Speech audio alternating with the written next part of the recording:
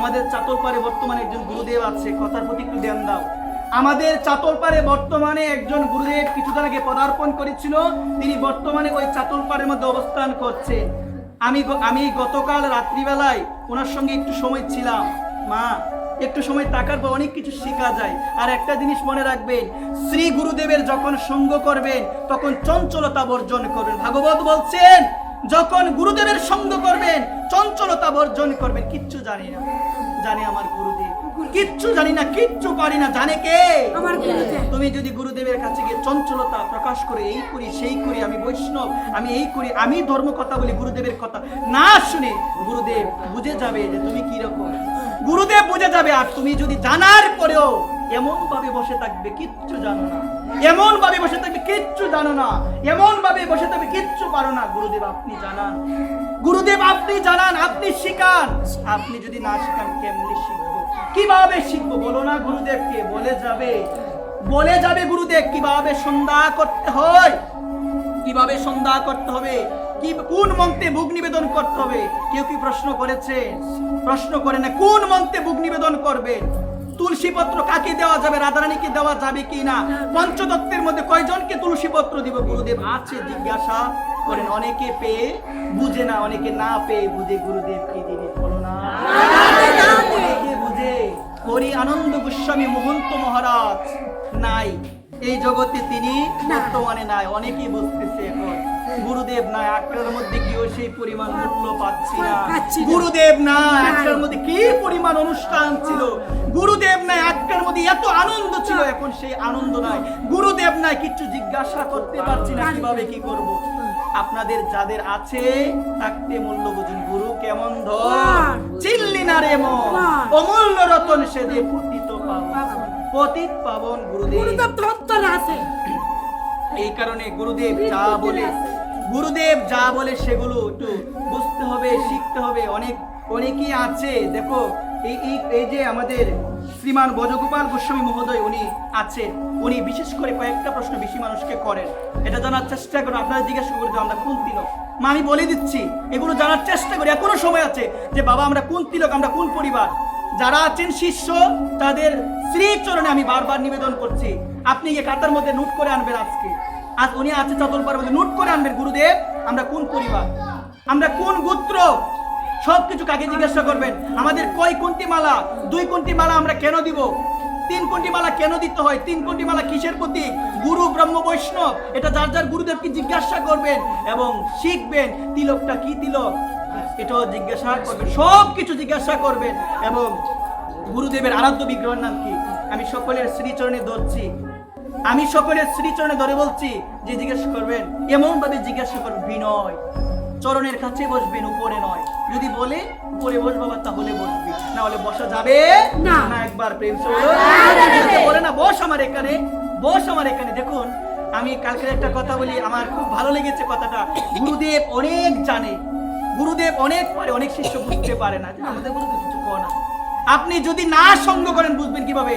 5 minute সঙ্গ বলে বোঝা যায়, 5 মিনিট সঙ্গ বলে বোঝা যায় গুরুদেব কাকে বলে। দেখুন আমি কালকে যখন গিয়েছিলাম তখন বাবা বলেছিল বসো এই জায়গার মধ্যে, বসেছিলাম। আর একজন ব্যক্তি এসেছে, তখন আমি বাবা বলছে এদিকে বসলাম। তখন বাবা একটা শিক্ষা দিয়েছিল। কি শিক্ষা জানেন? যে তুই তো এখন হয়ে গেলি দুর্যোধন, একবার উপমা দিয়ে বাবা বলেছিল। কেন?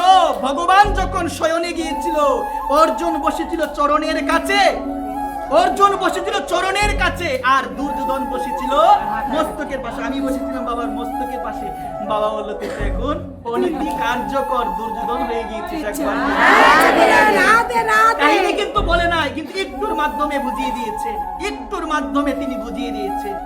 এই কারণে মনে রাখতে হবে কখনো গুরুদেব সম্বন্ধে আজে বাজে কথা বলা যাবে না। অনেকে জিজ্ঞাসা করে কি করে তোমার কোন তিলক, আমরা গুরুদেবতা কইছে না, গুরুদেবের নামে দোষ দিল। এইটা কিন্তু কালকেও একজন গুরুদেব কথাটা বলেছে, ব্রজগোপাল গোস্বামী মহন্ত মহারাজ কথাটা বলেছে। কথাটার প্রতি একটু ধ্যান দাও। গুরুদেব বলেছে যে অনেকে জিজ্ঞাসা করা হয় যে কোন তিলক, কোন পরিবার, বলি তা কিছু কইছে না আমরা গুরুদেব সম্বন্ধে আগে দোষটা দিয়ে দিলাম। কত বড় পাপী আমি গুরুদেবকে জিজ্ঞাসা করি নাই, গুরুদেবের সঙ্গ আমি করি নাই। আমাকে জিজ্ঞাসা করলো কোন পরিবার, কোন তিলক, আমি বলি গুরুদেব তো আমরা কইছি না। একবার ফেলছে রাধে রাধে। দোষটা কাকে দিয়ে দিলাম?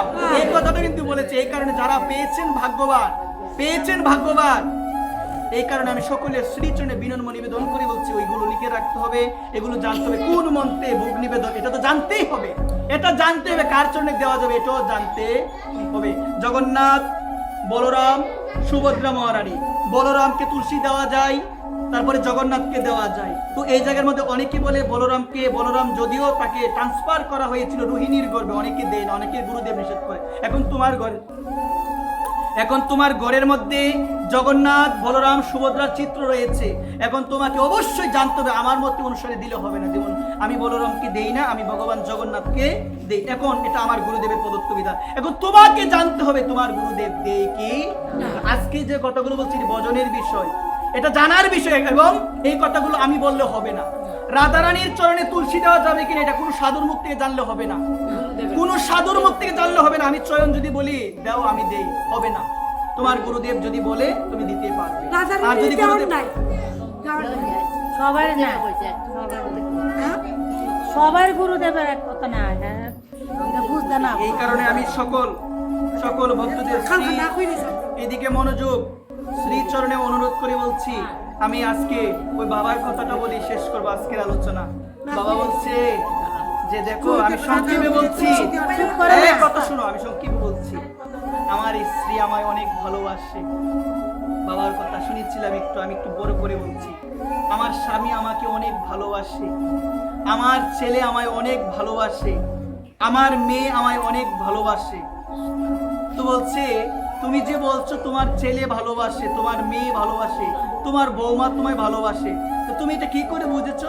বলছেন তারা তো আমাকে ছাড়া কিছু বুঝে না, সর্বদা শুধু আমার কথাই বলে, আমার সাথেই থাকে, সর্বদা আমার নামই করে, তা আমাকে তারা ভালোবাসে।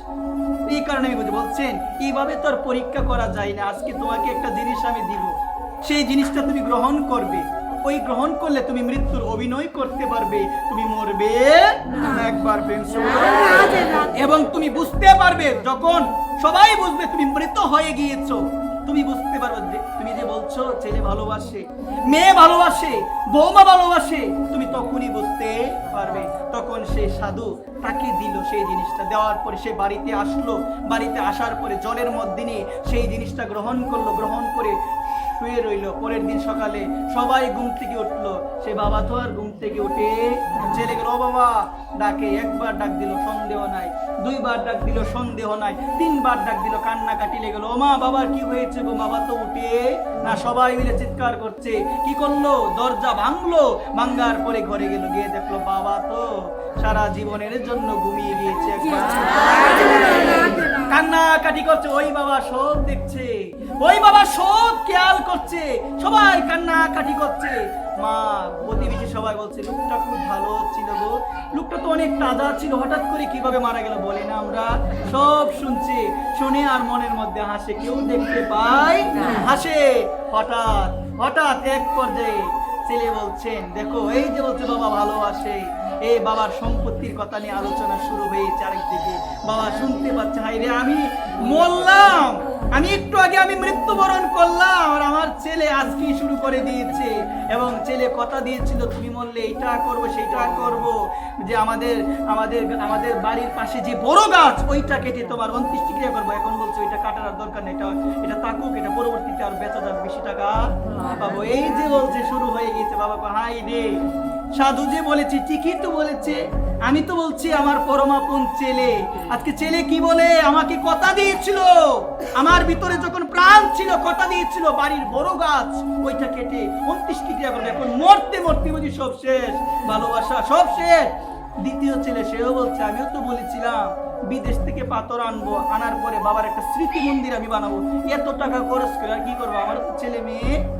বাবা সর্বনাশ, বাবা বলছি এখন সর্বনাশ। আমি যাদের ভেবেছিলাম আপন আর যাকে ভেবেছিলাম পর, এখন সেই আপন। একবার প্রেম। তৃতীয় ছেলে বলে কি বলে জানো? তৃতীয় ছেলে বলছে যে আমিও তো বলেছিলাম বাবা যখন জীবিত ছিল কি বলেছিল সে, আমি 7 গ্রামের লোককে নিমন্ত্রণ করব, আমার বাবা যখন মৃত্যুবরণ করবে 7 গ্রামের লোকজনকে নিমন্ত্রণ করে আমি তাদের সেবা করাবো। কি করাবো বলো? সেবা করে। এখন বলছি এত টাকা খরচ করে কি করবো, মরে তো গেছে এখন তো খরচ করে এখন যারা যারা 29 টিকিয়ার মধ্যে যাবে দই মিষ্টি দিয়ে দিলেই হবে একবার। বাবা তো এখন তার বড় এখন বউ চিন্তা করছে, তোরা তো সবাই সবকিছু বললি, এখন তোর বাবা দে মরে গেছে, আমার তো কিছু দিয়ে হয়ে গেছে না, আমার তো কিছু কই হয়ে গেছে না, তোর বাবার কি কথা, তোরা কি জানিস যে তোদের বাবার টাকা কোথায় আছে? ওই কথা যখন বলছিস সে ভাবলো ভেবেছিলাম বউ সব থেকে আপন, এখন দেখি বউ আমাকে রেখে আমার সম্পত্তির দিকে নজর দিয়েছে একবার। বাবা তখন বুঝতে পেরেছিল এই সাধুর কথাই ঠিক, যাদের ভেবেছিলাম আপন, আপন তো তারা না, যাকে ভেবেছিলাম পর সেই হলো আসল আপন। তিনি কে? আওয়াজ নাই। এখনো কিছু মা বলবে আমার স্বামী হলো অনেক আপন, একবার পরো বিছানায় আপনত্ব বেরিয়ে যাবে। প্রতিদিন বিভিন্ন খারাপ ভাষা দিয়ে বকবে, সেবাও করবে, বকবেও। মরস না কে তুই মরস না কে রে, কইতো না আপনাদের সবাই মনে কইতো না সকল মায়েদের শ্রী চরণে অনুরোধ করে বলছি এগুলো হবে, এগুলো হবে না, এগুলো তো হচ্ছে, এগুলো হবে। এই কারণে পরম সত্য তাকে অনুসন্ধান করো, ভগবানকে অনুসন্ধান করো, ভগবানকে বুঝো যে তিনি ছাড়া কেউ আপন হতে পারে না, গুরুদেব ছাড়া কেউ আপন হতে পারে না। সর্বদা গুরুদেবের কাছে মাথা নত করো এবং গুরুদেবকে একটাই কথা বলবেন যে গুরুদেব, এই কথাটা বলে গুরুদেব সব থেকে বেশি প্রসন্ন হবে। সচরণামৃত দিয়ে বিষয় বুলাইবেন, সচরণামৃত দিয়ে বিষয় বুলাইবেন।